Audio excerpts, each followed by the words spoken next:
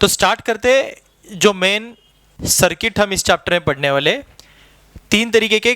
पहले हम basic circuits पढ़ेंगे, बाद में एलआर एलसीआर की बात आगे की है। पहले हम पढ़ेंगे प्योर रेजिस्टिव सर्किट, उसके साथ में pure inductive circuit and then after pure capacitive circuit.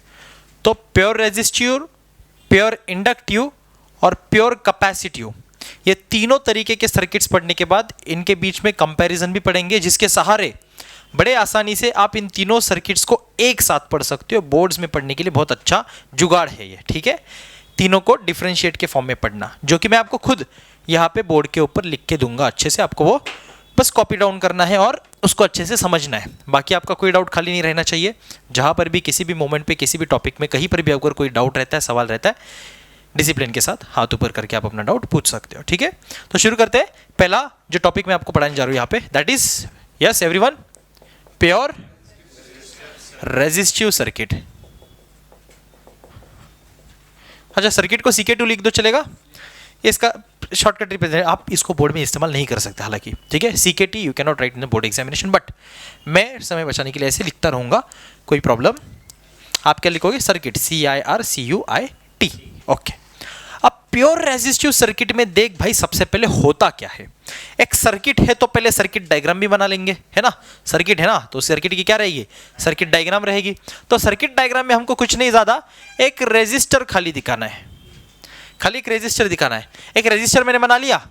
अब इस रेजिस्टर को मैं क्या अप्लाई करूंगा? AC source. क्या अप्लाई करेंगे बेटा?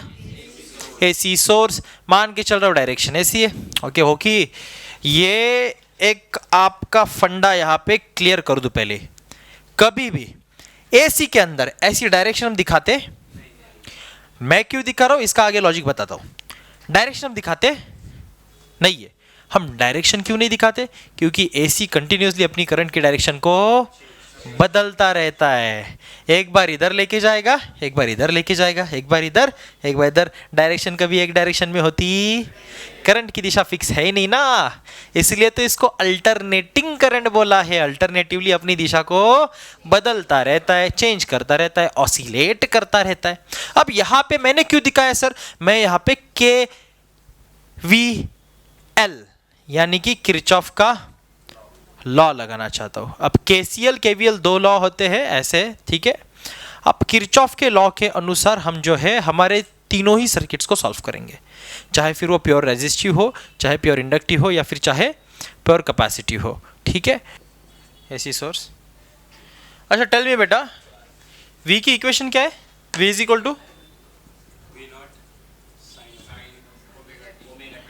Where V not is omega T is phase. ये हो गई V की इक्वेशन। ऐसे मैंने बोला I के लिए हम बनाते। अब मेरे को देखना है कि यार AC की सप्लाई देने के बाद एक सिंपल रेजिस्टर वाले सर्किट में, खाली सिंगल जिसमें रेजिस्टर लगा हुआ है, अगर मेरे लिए V की इस तरीके की इक्वेशन बनती है तो उसके रिस्पेक्ट में I की इक्वेशन क्या निकलेगी। मेरे को यही चेक करना है भाई कि मेरे लिए V की जो इक्वेशन है उसके रिस्पेक्ट में मेरे को I की इक्वेशन क्या मिलेगी। मैं V की रिस्पेक्ट में किसको चेक करूंगा? I को चेक करूंगा। और इसको चेक करने के लिए या फिर इसको इक्वेशन को बनाने के लिए मेरा एक सिंपल तरीका यहाँ पे जुगाड़ अपने को अपनाना है, जो कि सिंपली मेरे को क्या करना है, यहाँ पे किरचॉफ का लॉ लगाना है, ओके। किरचॉफ का लॉ इस्तेमाल करके, या तो आप अभी के लिए फिलहाल के लिए बोल दो ओम का लॉ, ठीक है। V is equal to IR वाली स्टेटमेंट हम इस्तेमाल करेंगे तो चल सकता है, लेकिन बोलेंगे किरचॉफ का लॉ, ठीक है। वहां पे हम पोटेंशियली अप्लाई करते हैं, वहां पे साइन कन्वेंशन, डायरेक्शन, जब भी प्लस से माइनस की ओर जाते हैं तो जब भी पोटेंशियल रास्ते में मिला तो उसको नेगेटिव साइन से लेना पड़ता है। ये सब कन्वेंशन है, पढ़ाऊंगा आगे। कब? जब असल में KCL और KVL की बात करेंगे तब। अभी इतना याद रखने में कोई दिक्कत? जो जो चाहिए नेसेसरी वो मैं सब आपको बताता रहूंगा, टेंशन लेने की आपको जरूरत नहीं है। ऐसा कोई पॉइंट होगा ही नहीं जो आपको समझ में नहीं आएगा, बिलीव मी, ठीक है। और होगा भी तो आपको पूछना है सामने से, क्योंकि मेरे को तो सपने में नहीं आएगा कि अर्जुन को क्या डाउट है, हाँ ये गायत्री को क्या डाउट है, नहीं ना, आप लोग पूछोगे। चलो आगे बढ़ते हैं। और यहाँ पे एक प्योर रेजिस्टिव सर्किट आपके सामने, जिसमें मेरे को पता चल रहा है कि यार मेरे पास एक AC सोर्स लगा हुआ है, तो जाहिर सी बात है कुछ इस तरीके से AC सिग्नल जा रहा होगा, या मैं बोलूँ अपने इस तरीके से मैं ग्राफ प्लॉट करूंगा अपने AC का, ओके। मैं फिलहाल यहाँ पे वोल्टेज की बात कर रहा हूँ, V की बात कर रहा हूँ, पोटेंशियल की बात कर रहा हूँ। सिमिलरली मेरे को आई के लिए इक्वेशन निकालना है ताकि मैं ये देख पाऊं कि पोटेंशियल के साथ करंट किस तरीके से चल रहा है इस प्योर रेजिस्टिव सर्किट में। क्या करंट की और वोल्टेज की फेज में कोई अंतर आ रहा है, जिसको अपन फेज डिफरेंस के नाम से जानते हैं, फाई से डिनोट करेंगे, मैंने आगे बोला था। हालांकि फेज है क्या है, तो ओमेगा टी ही दिखा कौन रहा है थीटा की वैल्यू को, ओमेगा टी, तो यहां पे फेज ओमेगा टी डिनोट करता है। Phase of B minus phase of I करके अपन फेज डिफरेंस को बड़े आसानी से निकाल सकते हैं, ठीक है, जो कि मैं आगे लिखवा के दूंगा आपको नोट्स की फॉर्म में। अब इतना समझ लो, ये तो क्लियर होना चाहिए आपके दिमाग में कि यार एक ही ग्राफ पे मैं वी और आई दोनों को प्लॉट करूंगा। मेरे लिए जानना यह जरूरी है कि किसी भी सर्किट में जो मैं हम पढ़ाऊंगा अभी आज आपको, है ना, चाहे फिर प्योर रेजिस्टिव हो, चाहे इंडक्टिव हो, या चाहे कैपेसिटी हो, किसी भी सर्किट में मैं देखना यह जरूरी समझता हूं कि फेज में क्या डिफरेंस आ रहा है उनके। बाकी वैल्यूज का अंतर तो हमेशा से ही रहता है। कभी भी जितना वोल्टेज का पीक होगा उतना करंट का पीक होने वाला, ध्यान से समझना, कभी भी जितना वोल्टेज का पीक होगा उतना करंट का पीक होने वाला। सर इसका रीजन क्या है, रीजन भी तो बताओ, खाली हवा में गोली चला के बताओगे बात, हम कैसे विश्वास रख ले। रीजन क्या होगा इसका, सोच सकते हो रीजन क्या होगा, कोई बताएगा, कोई बताएगा रीजन क्या हो सकता है।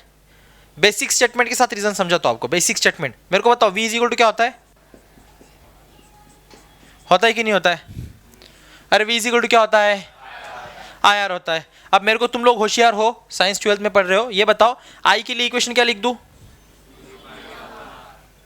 तो जो भी V की कुछ ना कुछ वैल्यू रहेगी उसको R डिवाइड कर लेगा, तो I की वैल्यू जाहिर सी बात है उस V की वैल्यू से डिवाइड कर रहा है बच्चे, something R is something there, कुछ ना कुछ R तो है। रेजिस्टिव सर्किट की बात कर रहा है भाई, R तो रहेगा कि नहीं रहेगा, रेजिस्टेंस लगाया तभी तो रेजिस्टेंस की वैल्यू भी आएगी ना सर्किट के अंदर, तो रेजिस्टेंस आया। अब कुछ तो रेजिस्टेंस तेरे को आया जो कि उस V की वैल्यू को क्या करेगा, डिवाइड करेगा। अब अगर डिवाइड करेगा तो वैल्यू को छोटा करेगा कि बड़ा करेगा, तो I कैसा हुआ V से, छोटा कि बड़ा।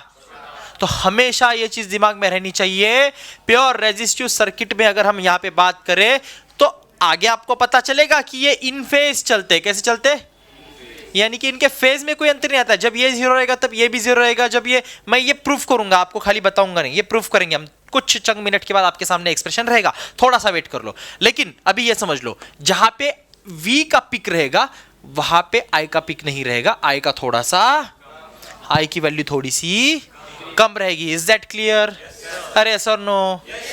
अब आगे चलते इक्वेशन को बनाने के लिए, मैंने यही पे इक्वेशन जो मैंने लिखा है ना, इसी को इस्तेमाल कर लेते, किरचॉफ का लॉ बोल के। क्या बोलेंगे अपन, तो अपन सिंपली इसको इस तरीके से बोलते हैं कि यार V मेरा जो है, वी नो दैट बाय, या फिर by Kirchhoff's law, V is nothing but what I times R। इसको मैंने बोला कैसे, बाय किरचॉफ्स लॉ।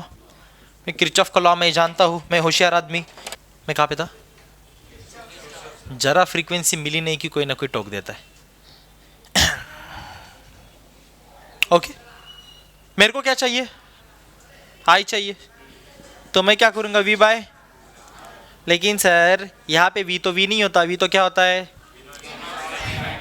V होता है V not sine omega T upon में क्या है, क्या इसको ऐसे लिख दूँ तो कोई दिक्कत, कुछ लिखा है अभी, V नॉट अपॉन R, और यहाँ पे लिख देता हूँ साइन, कोई दिक्कत, छाप ले आगे, क्या लिखेंगे, I is equal to V not by बन जाता है I not. V not by R क्या बन जाएगा, I नॉट बन जाएगा, ठीक है।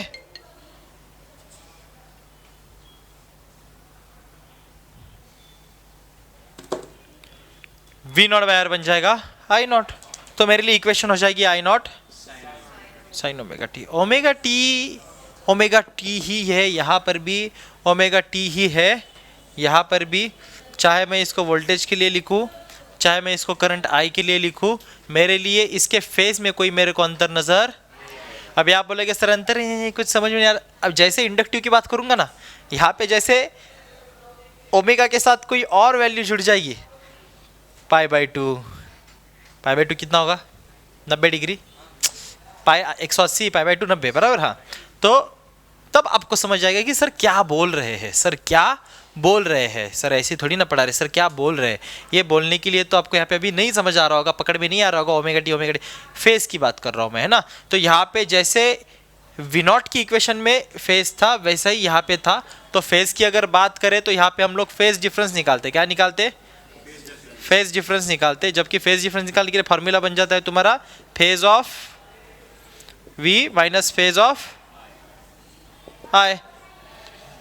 तो फिर फेज ऑफ वी कितना है तुम्हारा omega T, phase of I भी कितना है तुम्हारा omega T minus omega T. तो फेज डिफरेंस कितना आएगा तुम्हारा, कितना आएगा, तो फेज डिफरेंस अगर 0 है तो ऐसे समय हम यहाँ पे बोलते हैं कि V and I are in phase. क्या बोलते हैं, ये स्टेटमेंट याद रखना, ये लिखना बहुत जरूरी है, इसके मार्क मिलते बोर्ड एग्जामिनेशन में, ठीक है। इन फेज है, आउट ऑफ फेज है, ओके। फेज डिफरेंस π/2 का है, π/2 लीड कर रहा है कि π/2 लैग कर रहा है, ऐसे हर स्टेटमेंट की वैल्यू होती है, आपको मार्क्स दिया जाता है। तो ये बताऊंगा मैं, ये इतना समझ में आ रहा है अभी क्या बोल रहे हैं सर, ओके। यहाँ पे जो V की इक्वेशन है और जो I की इक्वेशन है, दोनों इक्वेशन में अपन ने देखा फेज क्या निकल रहा है, दोनों इक्वेशन कुछ एक जैसी नजर आ रही है। V बन रहा है V not sine omega T, I बन रहा है I not sine omega T, बराबर। तो यहाँ पे ओमेगा टी दोनों का फेज सेम था, तो दोनों में कोई डिफरेंस नहीं आया, दोनों इन फेज है, यानी कि फेज डिफरेंस उनका 0 है। ग्राफ पे अगर इस चीज को प्लॉट किया जाए तो दो तरीके से ग्राफ को दिखाया जाता है, एक हम दिखाते हैं वेव डायग्राम, दूसरा हम दिखाते हैं फेजर डायग्राम, ओके। फेज को ही रिप्रेजेंट करने के लिए जो डायग्रामेटिक प्रेजेंटेशन बनाया गया फिजिक्स में उसको बोलते हैं फेजर डायग्राम। क्या बोलते हैं, तो यार वेव डायग्राम एक चीज रहेगी, एक रहेगी फेजर डायग्राम। वेव डायग्राम में आप देख सकते हो यहाँ पे, जैसे मैं शॉर्टकट में आपको बता रहा हूँ कि यार दोनों ही V भी और I भी इन फेज चल रहे हैं, इन फेज चल रहे हैं, मैंने यहाँ पे लिख भी दिया। सर इसका मतलब क्या है, लेकिन इसका मतलब बहुत साधारण और सिंपल है, ज्यादा कोई रॉकेट साइंस नहीं है। क्या है कि दोनों एक साथ चल रहे हैं। जहां पे आप देखोगे वैल्यूज भले ही दोनों की अलग हो, वैल्यूज भले ही दोनों की अलग हो, V थोड़ा ज्यादा है, I थोड़ा कम है, लेकिन भाई चल तो एक साथ रहे हैं। देखो यहां से दोनों शुरू हुए, वैल्यूज कम ज्यादा रहने दो, फर्क नहीं पड़ता, 0 दोनों एक साथ ही हुई है, फिर दोनों एक साथ ही, तो यहां पे 0 हमेशा दोनों एक साथ होते रहेंगे, मैक्सिमम भी दोनों एक साथ होते रहेंगे, चाहे पॉजिटिव में हो चाहे निगेटिव में हो। यहां पे जो पॉइंट पे मैक्सिमम V आ रहा होगा, उसी पॉइंट पे मैक्सिमम V भी आ रहा होगा। वैल्यूज भले दोनों की अलग होगी, लेकिन टाइम का फ्रेम इंस्टेंट दोनों का हमेशा सेम रहेगा, एक साथ चलने का। That how we calculate phase और that's how we determine the phase of V और I। Is that clear.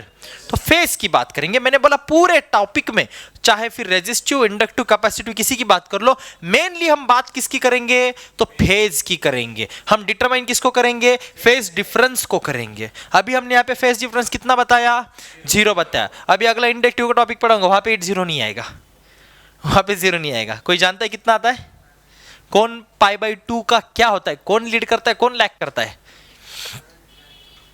ये समझना जरूरी है। और ये अपन समझाएंगे अगले इक्वेशन में। पहले उससे पहले यहाँ पे जो चीजें बताई, ये सब कुछ समझ में आया यहाँ तक का, अभी तक का किसी कोई डाउट, पक्की बात नहीं है, इतना छाप लो, फिर आपको वेव डायग्राम फेजर डायग्राम दोनों निकाल के देता हूँ।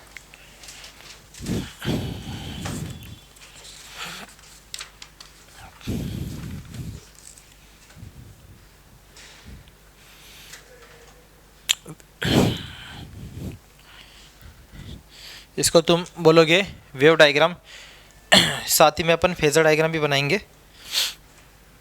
यहाँ पे दोनों की इक्वेशन को साथ में लिख भी सकते हैं, V is equal to V not sine omega t, यहाँ पे लिख सकते हैं I is equal to I not sine omega t. ये तुम्हारी बन गई क्या, वेव डायग्राम।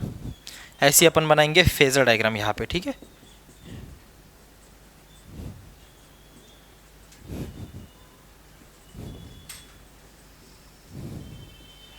ऐसी फेजर डायग्राम बनाएंगे।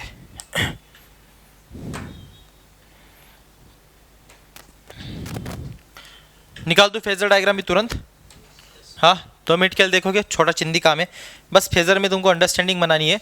ये एक सिंपल रिप्रेजेंटेशन होता है, ठीक है, फेज के डिफरेंस को दिखाने का, जहाँ पे अपन कुछ नहीं, फिर एक बार ग्राफिकल तरीके से ही एक्स और वाई एक्सिस की मदद से इसको रिप्रेजेंट किया जाता है। जो तरीका है वो ये है कि आप यहां पे एरोस की मदद से, ठीक है, एरोस की मदद से दोनों के फेज को डिनोट करते हो, जैसे कि phase of V and phase of I. ध्यान देना, ये मनोज आता है सब, दे भाई ध्यान, पढ़ा रहा हूं, ठीक है, लिख लेंगे, लिखने के लिए तो क्या बहुत समय। एक एरो जो मैं यहां पे बना रहा हूं, जैसे अभी मैंने ये बनाया मान ले, ठीक है, ये मैंने एरो बनाया।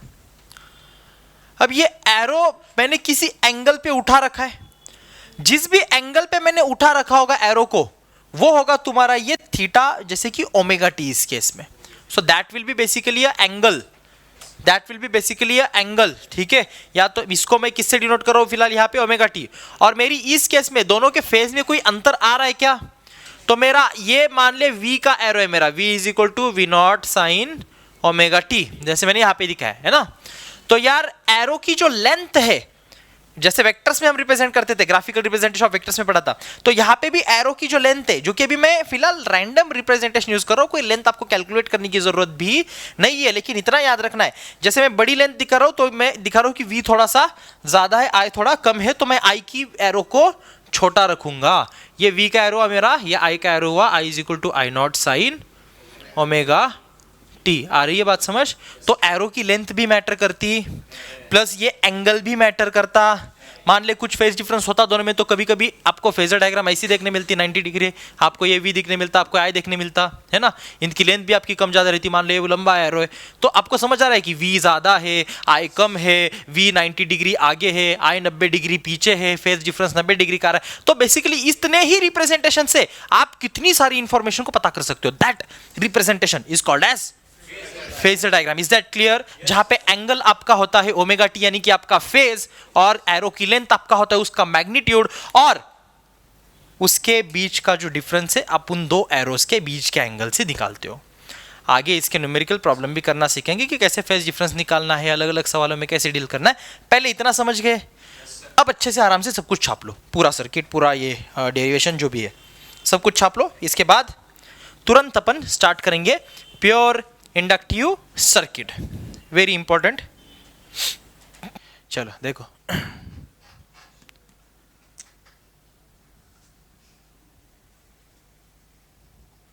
कुछ ऐसे रिप्रेजेंट करते हैं हम इंडक्टर को, कॉइल है ना।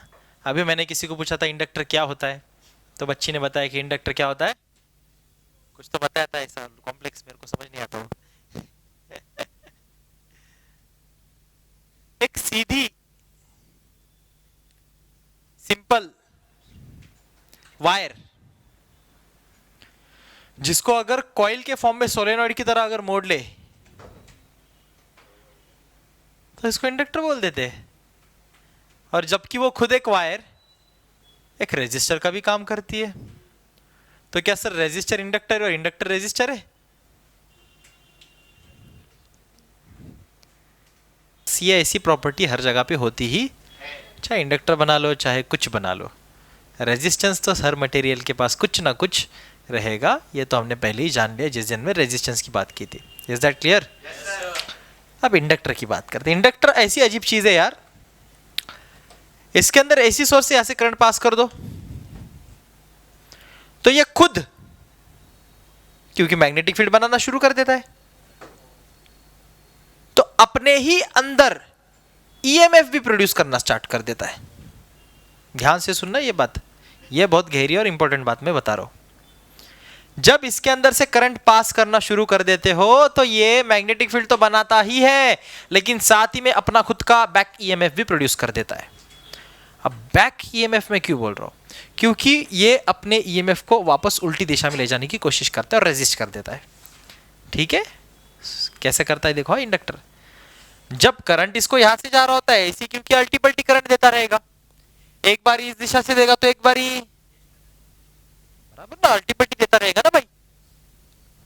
तो जब यहां से करंट आया तो इसने इसको इस तरीके से अपोज किया, जब यहां से करंट आया तो इसने इसे इस तरीके से अपोज किया, और ऐसा ही करता रहता है ये इंडक्टर लगातार, ऐसा ही करता रहता है लगातार।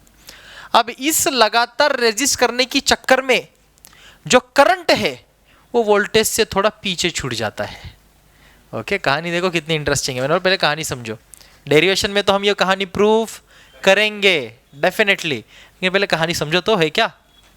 ऐसा ये इंडक्टर करता है, और यहाँ पे जिस सर्किट में अकेला बस इस तरीके से बस इंडक्टर ही प्रेजेंट हो, हम खाली इंडक्टर की ही स्टडी करेंगे, ऐसे सर्किट को हम प्योर इंडक्टिव सर्किट बोलेंगे। क्या बोलेंगे?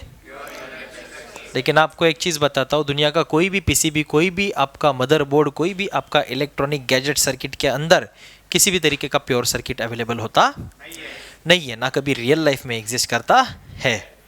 होते तो बहुत सारे कॉम्प्लेक्स आप देखोगे सर्किटरी होती है, जहाँ पे इंडक्टर्स, रेजिस्टर्स, कैपेसिटर्स, सभी चीज़ें कंबाइन फॉर्म में आपको देखने मिलती है। एक अकेला तो देखने मिलेगा नहीं। ये सुनो भाई, अब इंडक्टर जब सर्किट में लग जाता है और उसके थ्रू अपन एसी सप्लाई को पास करते हैं, तो इंडक्टर लगने के बाद अभी हमें फिर एक बार ये ऑब्जर्व करना है कि यार फेज में किस किस के फेज में, वी के और आई के फेज में क्या अंतर पड़ेगा।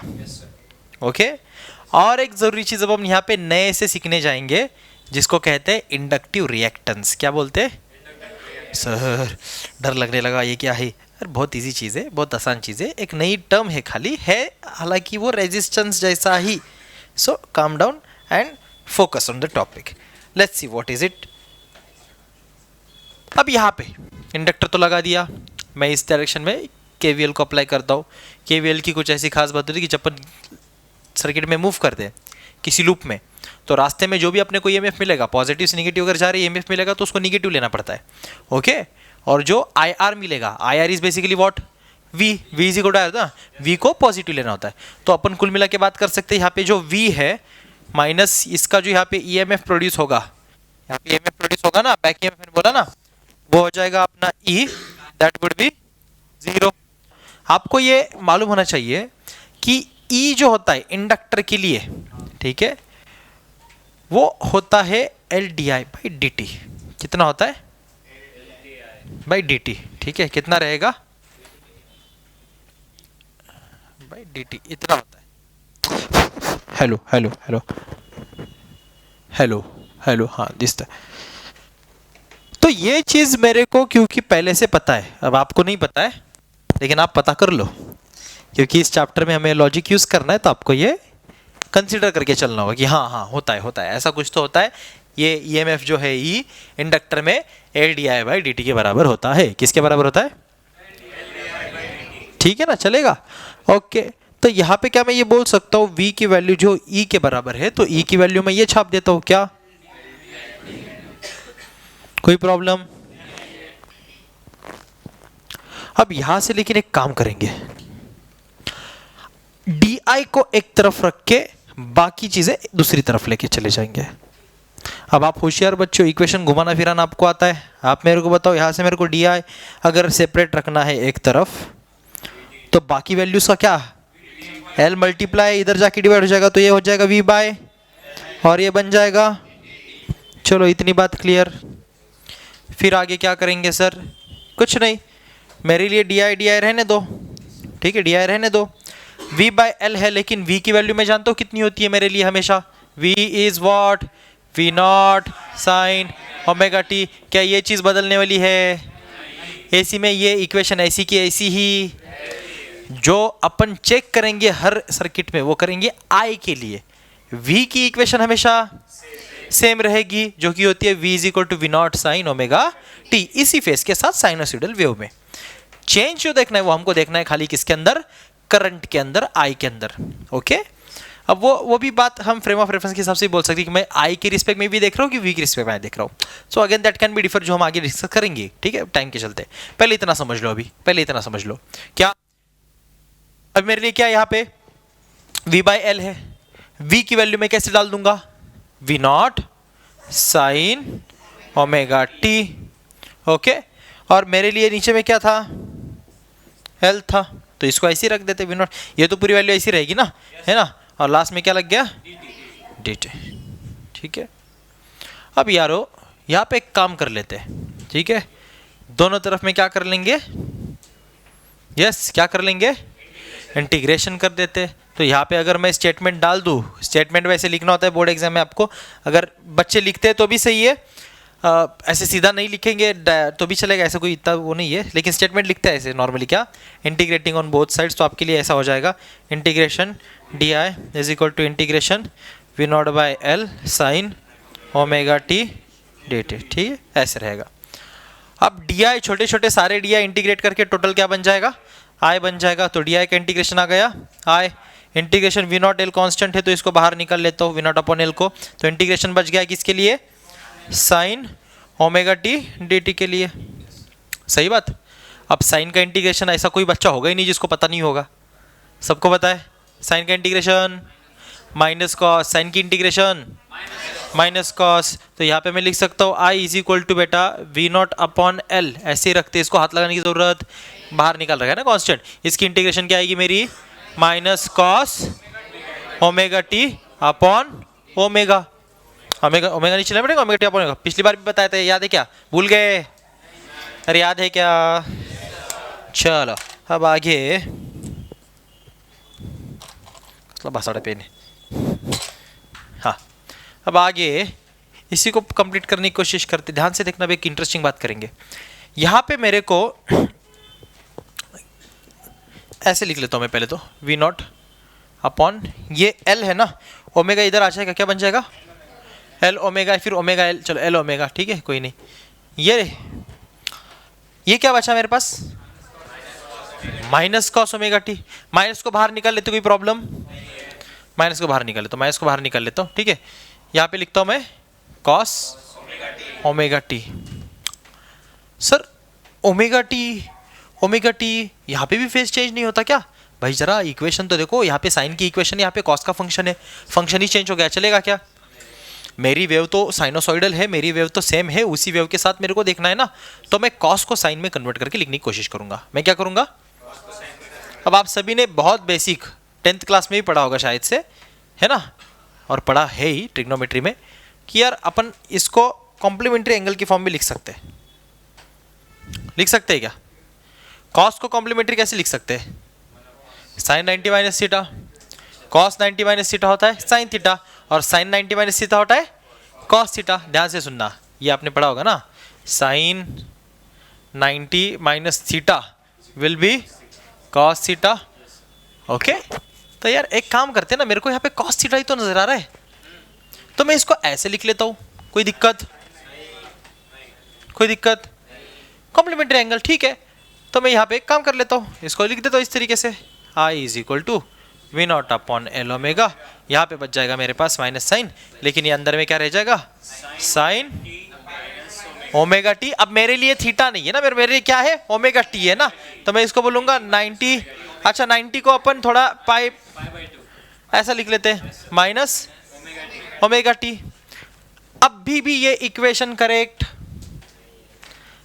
अब और एक चीज अपन ने पढ़ी होगी, minus sine theta is equal to sine, minus sine theta का फॉर्मूला होता है साइन माइनस थीटा, होता है क्या, तो ये माइनस साइन अंदर लग जाएगा ना, तो क्या इसी इक्वेशन को मैं ऐसे लिख सकता हूँ, I is equal to V not upon L omega, और यहाँ पे लिख लेते हैं sine omega T minus pi by 2।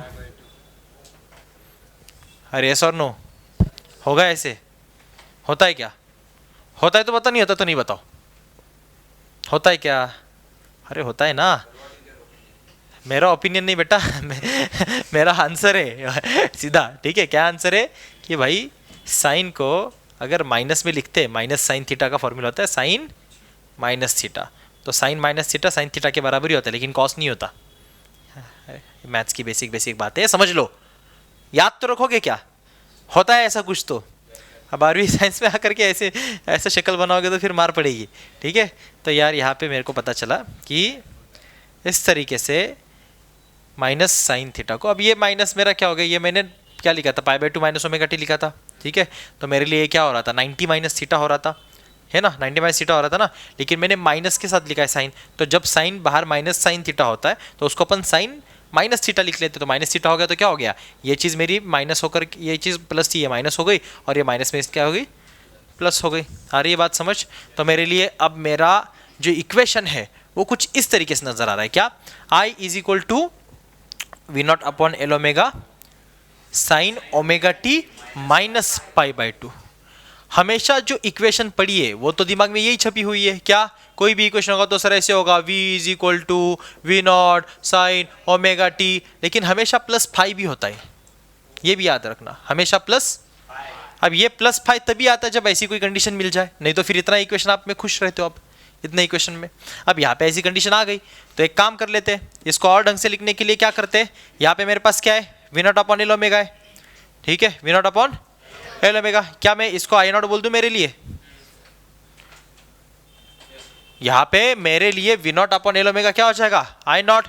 जबकि कहानी ऐसी है कि बेटा जो आई नॉट है यहाँ पे, जिसको मैं क्या बता रहा हूं, V not upon L omega बता रहा हूं, तो इसमें आपको याद रखना ये जो एल ओमेगा है आपका, ये आपके लिए बन जाएगा। अब यहां पे एक नई चीज जो देखने मिल रही है, इसको बोलते हैं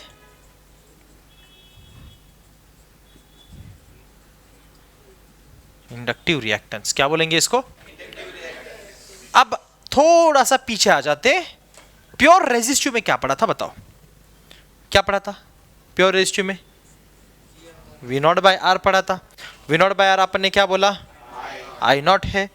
जबकि कहानी अभी भी वैसी की वैसी है, थोड़ा सा रिलेट करो।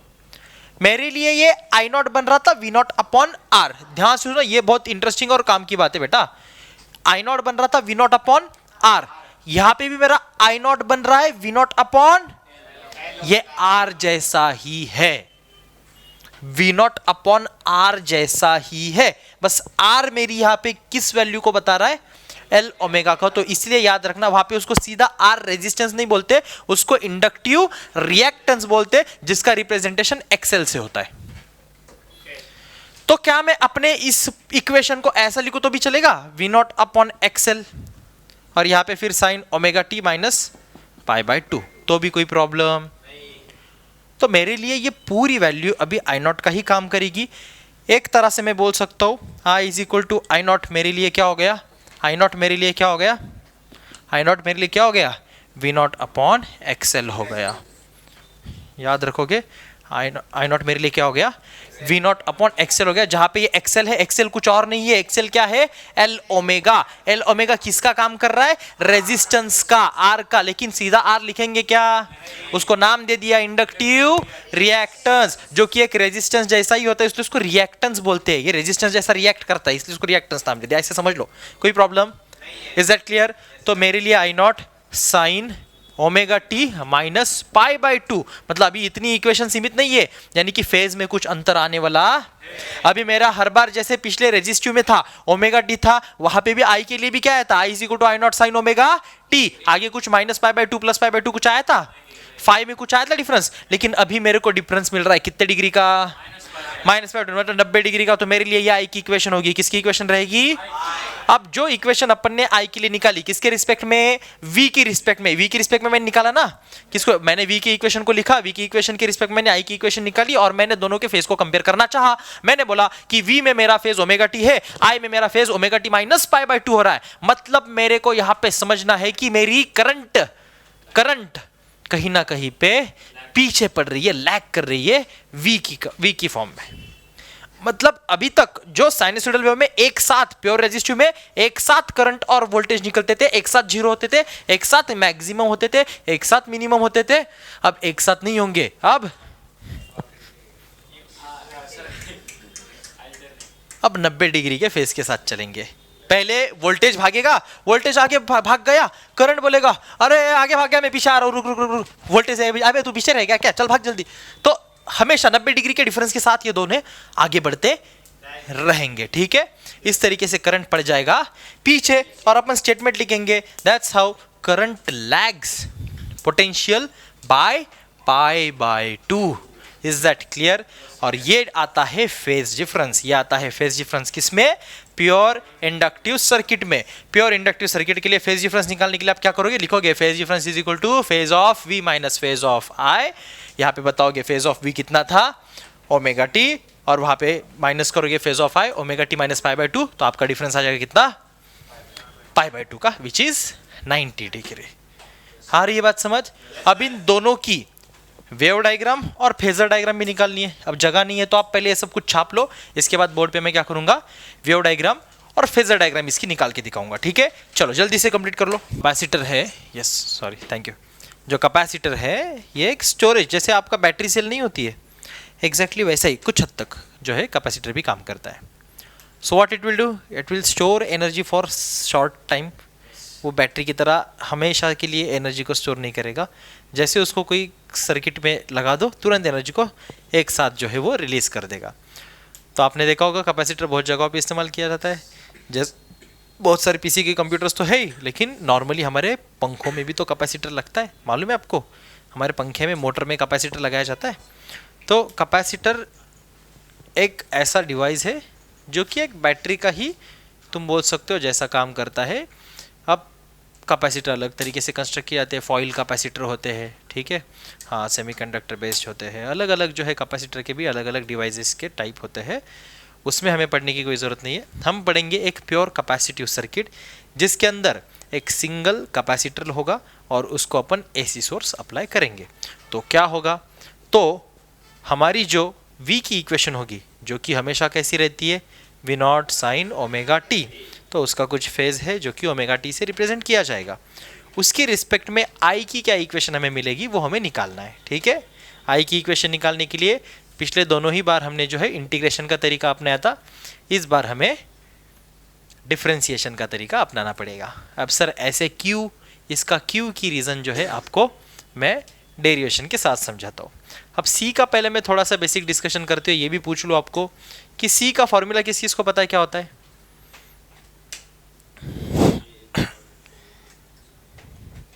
C का फॉर्मूला पढ़ा होगा ना, Q अपॉन V। अरे पढ़ाई की नहीं पढ़ाई, ये तो 11th क्लास की टॉपिक यार।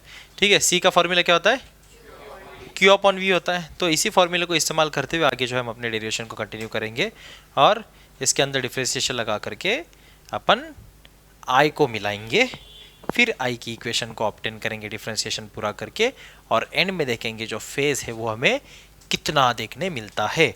तो इस वाली केस में आप गेस करो, पहले 0 था, अभी -π/2 है, तो अभी क्या होना चाहिए, +π/2 हो जाता है। ठीक है, तो यहाँ पे जो फेज है प्लस में 90 डिग्री यानी कि +π/2 की फॉर्म में आपको देखने मिलता है। और ये जो है अभी हम लोग तुरंत इसको डिराइव करेंगे। Okay, how this equation comes, differentiate कर देंगे। देखो कहानी ऐसे क्यों बनाई जा रही है, इसका रीजन भी तो समझो। क्यू को अगर मैं एक तरफ ले लेता हूं, जो कि मेरे को इक्वेशन में क्यू लेना है, इसका रीजन समझो, क्योंकि क्यू मेरा बन जाएगा यहाँ पे VC, या फिर मैं बोल दूं CV ना, एक ही बात है, V को मैं जानबूझ के आगे ले ताकि उसकी इक्वेशन लिख पाऊँ आगे C के। ठीक है, इट्स ओके। लेकिन Q को मैं यहाँ पे क्यों लिख रहा हूँ, क्योंकि भाई मैं जानता हूँ कि Q को अगर मैं डिफरेंशिएट कर दूं तो ये बन जाएगा dQ/dt with respect to T. में कोई डिफरेंशिएट करना है विद रिस्पेक्ट टू टाइम, अपन स्टेटमेंट नहीं लिखते differentiating with respect to WRT/t। ठीक है, विद रिस्पेक्ट टू x लिखा करते थे मैथ्स में भी, विद रिस्पेक्ट टू t लिख देंगे, कोई फर्क नॉर्मल। हाँ, तो dQ/dt जब हो जाएगा तब मेरे को बताओ क्या निकलेगा। हाँ, dQ/dt क्या आएगा बताओ,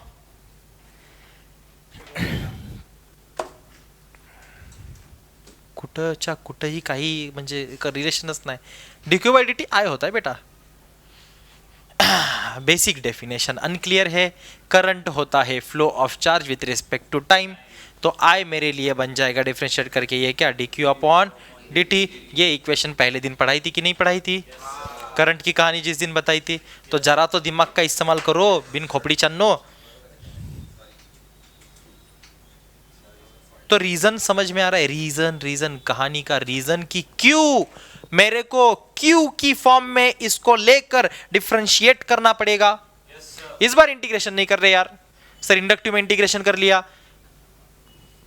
बाकी और जगह पे अपन ने आरएमएस वहां पे भी इंटीग्रेशन सवाल किया, यहाँ पे डिफरेंशिएशन क्यों लगा रहे हो, यहाँ पे भी इंटीग्रेशन कर दो। अरे रीजन तो समझो, बिना काम का हर जगह पे इंटीग्रेशन लगाते बैठ जाने क्या, नहीं ना।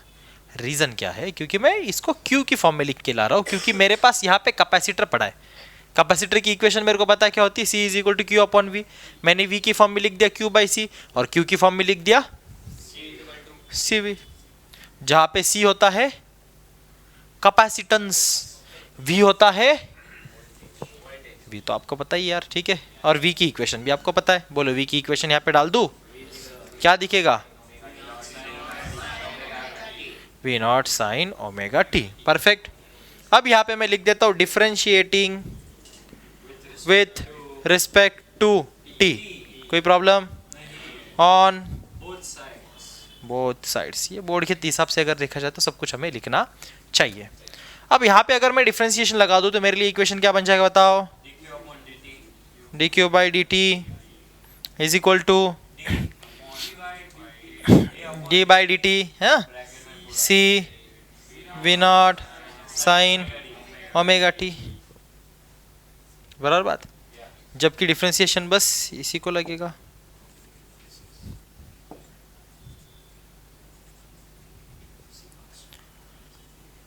अच्छा वी नॉट भी आ जाएगा, वी नॉट भी आ जाएगा, नहीं वी नॉट भी आ जाएगा। अब बता D Q by D T क्या बताया मैंने? सर ये तो आई होता है, हम जानते हैं, हम होशियार बच्चे, तो लिख दिया मैंने आई। अल्टीमेटली मेरे को आई ही लाना था ना, वी की इक्वेशन लेके आई के लिए मैं इक्वेशन बनाना चाहता हूँ ना, तो मैंने इस तरीके से ले लिया खा के, ऐसे ले आ जा, ठीक है, D Q by D T के फॉर्म में। खत्म हो गया, ज़्यादा दूर नहीं है अपन, ये छोटा इक्वेशन है बहुत, है ना। अब मेरे को आप ये चीज़ बता देना, मेरे को ये चीज़ बताओ बेटा, ए कॉस ओमेगा टी आगे ओमेगा नहीं लगेगा? हाँ, ये ओमेगा टी का ओमेगा, ओमेगा टी का ओमेगा आ जाएगा, बराबर, ठीक है। डी टी के रिस्पेक्ट में कर रहे हैं ना, तो ओमेगा टी का ओमेगा लग जाएगा, ठीक है, ओके। चेन रूल अरे याद है क्या? डिफरेंशिएशन हुआ है ना आपका? हुआ है ना? यस। नाउ टेल मी यहाँ पे आई इज इक्वल टू क्या लिखूँ? वी नॉट सी बोल दे, चल कोई दिक्कत नहीं है, V naught C, C V naught या वी नॉट सी। हाँ, अब कॉस यहाँ पे ओमेगा भी सामने आ जाएगा, ठीक है, तो बचेगा क्या मेरे पास? Cos omega T. तो भाई कॉस ओमेगा टी को मैं क्या कर सकता हूँ, देखो जरा ध्यान से, वी नॉट सी ओमेगा रहने देते, कॉस को साइन में लिख लेते। कॉस को साइन में कैसे लिखेंगे? 90 प्लस थीटा, बराबर। तो यहाँ पे मैं अगर लिखने लग जाऊँ इसको तो क्या हो जाएगा फिर? साइन, कॉस को लिख देते साइन में इस तरीके से, ठीक है, तो ये बन जाएगा साइन 90 यानी कि पाई बाई 2, चलो ठीक है, पाई बाई 2 प्लस ओमेगा टी। लेकिन मैंने बोला यहाँ पे कॉस 90 प्लस थीटा को प्लस कॉस थीटा के फॉर्म में भी लिख सकते हैं, सॉरी प्लस कॉस थीटा को, है ना। तो यहाँ पे मैं सीधा ऐसा लिख दूँ तो कोई problem? I is equal to, अब ये चीज़ भी समझो ध्यान से, ये मेरे लिए आई नॉट बन जाएगा। जैसे यहाँ पे आई नॉट मेरा V naught by L omega हो रहा था, यहाँ पे मेरी आई नॉट क्या बन रही है? वी नॉट सी ओमेगा बन, वी नॉट अपॉन नहीं बेटा, वी नॉट सी ओमेगा। जहाँ पे आप देखोगे ये जो वैल्यू है यहाँ पे, अभी हम लोग एक नया रिएक्टेंस बनाएंगे यहाँ पे। कौन सा रिएक्टेंस बनाएंगे?